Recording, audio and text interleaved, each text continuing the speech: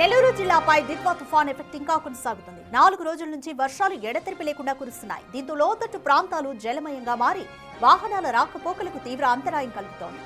భారీ వర్షాలతో తీవ్ర ఇబ్బందులు పడుతున్నారు జిల్లా ప్రజలు.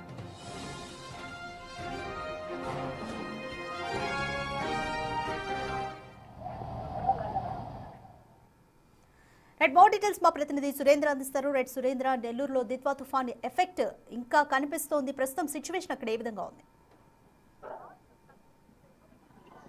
అధిక దిత్వా అల్పపీడన ఎఫెక్ట్ తో గడిచిన 4 రోజుల పాటు వర్షాలు ఎడతెరిపలేనటువంటి వర్షాలు కురిశాయి. ఈ యొక్క వర్షాలకి ఉమ్మడి నెల్లూరు జిల్లా వ్యాప్తంగా లోతట్టు ప్రాంతాలన్నీ కూడా జలమయ్యాయి. చాలా చోట్ల రోడ్ల మీదకి నీళ్లు చేరి ప్రజలైతే ఇబ్బందులు పడ్డారు. మరోవైపు లోతట్టు ప్రాంతాల్లో ఉన్నటువంటి ఇళ్లలోకి కూడా ఆ నీరు చేరి ఆ ఇల్లంతా కూడా నోట మునిగినటువంటి పరిస్థితి. మరోవైపు నెల్లూరు జిల్లాలో ఉన్నటువంటి వాగులు వంకలతో పాటు చెరువులన్నీ కూడా నిండుకొండలా కనిపిస్తున్నాయి. కొన్ని చోట్ల ఇటు గూడూరు, చిలకూరు వద్ద ఉన్నటువంటి పంబలేరు వాగు, ఉప్పుటూరు వాగు, అదేవిధంగా ఆత్మకూరుకి సంబంధించినటువంటి పల్లవల వాగు, పొట్టేపాలెం కలుజు ఇవన్నీ కూడా పొంగి పొర్లుతున్నటువంటి నేపథ్యంలో అక్కడ రాకపోకలకు కూడా అంతరాయం ఏర్పడింది. అక్కడి నుంచి ప్రయాణించేటువంటి వారు వేరే రూట్ల ద్వారా ప్రయాణిస్తా ఉన్నారు. అక్కడ పోలీసులు కూడా ఉండి ఆ యొక్క ప్రయాణికులకి తగు సలహాలు కూడా ఇస్తూ అక్కడ ప్రయాణికులకి ఇబ్బందులు లేకుండా కూడా చేస్తా ఉన్నారు. మరోవైపు నగరంలో భారీగా ఈ యొక్క వర్షాలు కురిసినటువంటి నేపథ్యంలో నెల్లూరు నగరం అంతా కూడా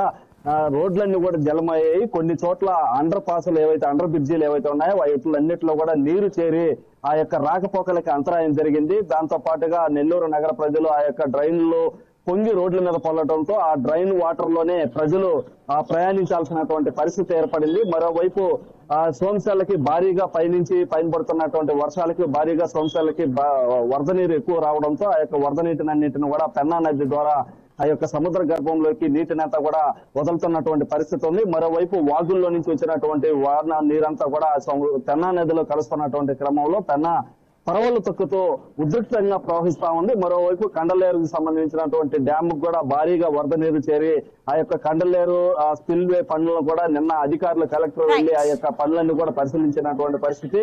మరోవైపు నిన్న పొట్టేపాలెం కలిసి వద్ద సెల్ఫీ దిగుతూ ఓ యువకుడు భారీగా ఒక్కసారిగా వచ్చినటువంటి ఉద్రిక్తతకి అక్కడ ఒక బాలుడు కూడా మృతి చెందినటువంటి పరిస్థితి. మరోవైపు ఈ యొక్క దిత్వా అల్పపీడన ఎఫెక్ట్ అయితే నెల్లూరు జిల్లా మీద చూపించింది చెప్పవచ్చు.